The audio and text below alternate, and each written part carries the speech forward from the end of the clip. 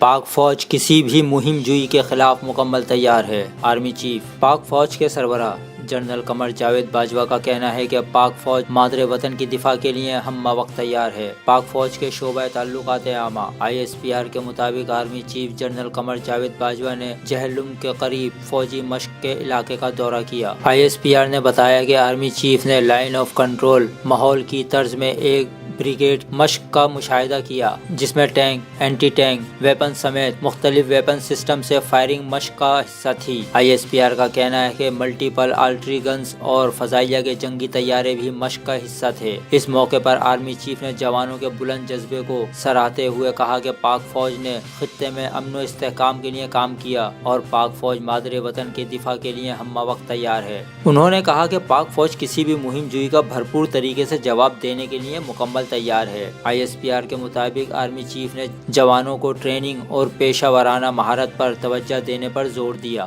Press the bell icon on the YouTube app and never miss another update.